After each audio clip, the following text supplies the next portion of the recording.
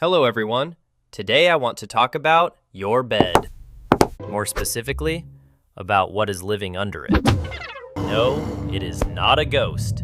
It is something much scarier. It is a monster that does not eat people. It eats your life, 1 cent at a time.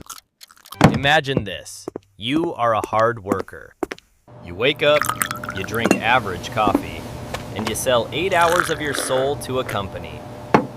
To a company that would replace you with a clever cactus if it saved them $10. At the end of the month, they give you a pile of paper. You feel good. You feel safe. You take a $100 bill. You look at it. It is crisp. It is clean. It has a serious man with a wig on it. You decide to be responsible. You do not buy a gold-plated toaster or a vibrating chair for your cat. Instead, you put that bill into a ceramic pig. You pat the pig on the head, and you go to sleep. You think your money is resting.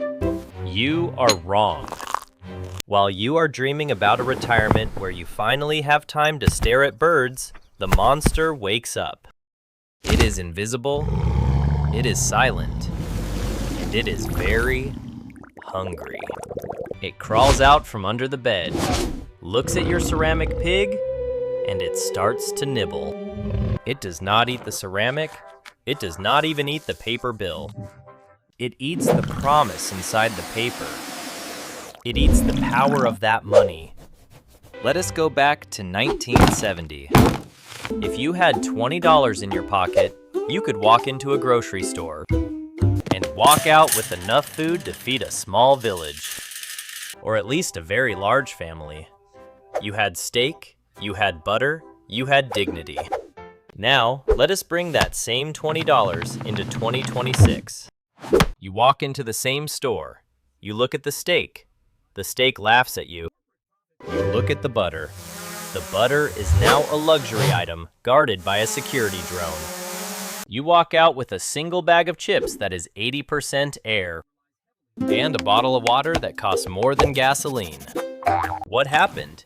Did the food get better? No. Did the cow become more talented? No. The monster simply ate the strength of your $20 while you were not looking. I call this the time machine test. If you could travel back 40 years with $1,000, you would be a king.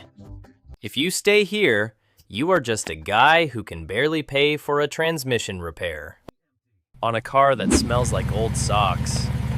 The most dangerous lie you were ever told is that saving cash is safe. Your parents told you this. Your teacher told you this. Even the bank told you this, while they lent your money to someone else at a higher price. Saving cash in a bank account is like trying to keep an ice cube in a toaster. You still have the cube for a second, but it is getting smaller every moment the heat is on. And in this economy, the heat is always on. The monster has a name. Economists call it inflation. I call it a silent tax on your existence. It is a way for the people who control the printing press to take a piece of your work without ever reaching into your pocket. They just make more paper. Think about it. If I have the only 10 apples in the world, those apples are very valuable. But if someone suddenly drops 10 billion apples from a helicopter, my apples are now trash. They are just floor decorations. When the government prints trillions of new dollars to pay for their mistakes, they are dropping apples from a helicopter. Your $100 in the pig did not change. It is still $100.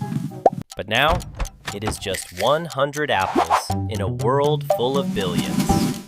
You worked for that $100. You gave up a Saturday. You missed a movie. You traded a piece of your finite time on this earth for that paper.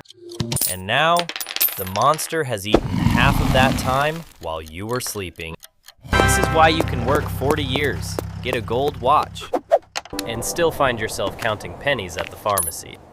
You were running a race where the finish line was tied to the back of a truck.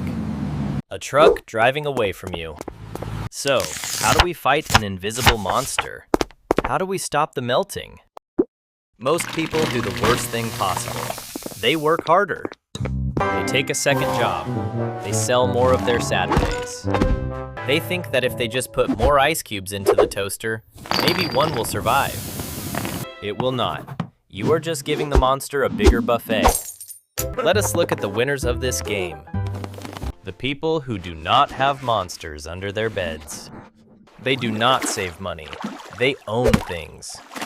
When the world is flooded with paper, you do not want to be holding paper. You want to be holding the things that the paper is trying to buy. Imagine a house, a real brick and mortar house. If the government prints twice as much money tomorrow, the house does not care. It is still a house. It still has a roof. It still keeps the rain off your head.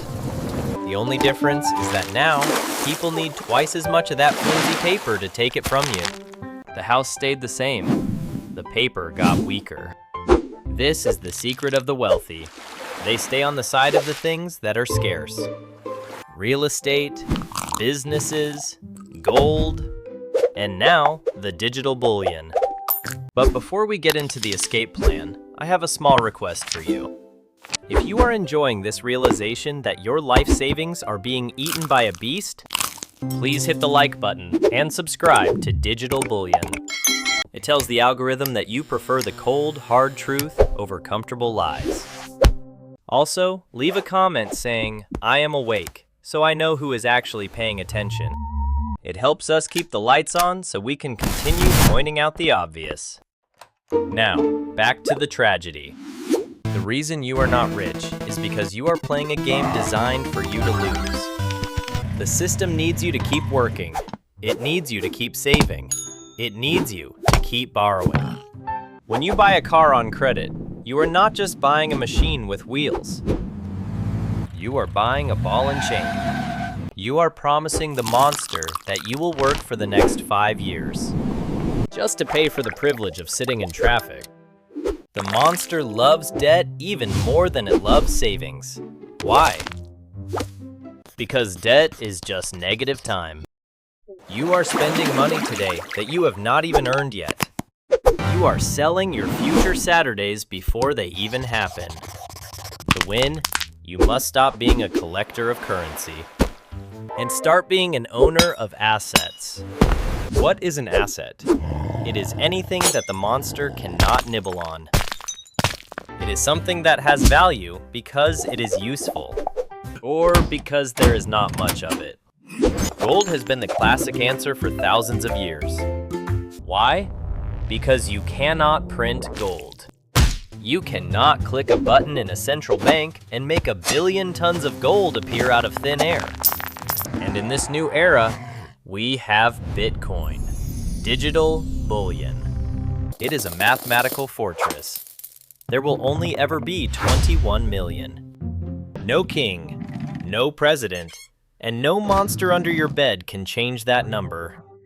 It is the first time in history we have a sieve that actually catches the rain. The choice is yours, my friends. You can keep running on the hamster wheel, hoping the monster gets full. Spoiler alert, it never gets full. Or you can step off the wheel. You can stop trading your life for paper and start trading it for freedom. Stop saving for a rainy day. The rain is already here. It has been raining since the day you were born. Start building an ark, because at the end of the day, when you are old and tired, you do not want a pile of paper that can only buy you a single slice of bread. You want the whole bakery. And the only way to get it is to stop feeding the monster and start feeding your future. Think about it. Or don't. The monster prefers it when you don't.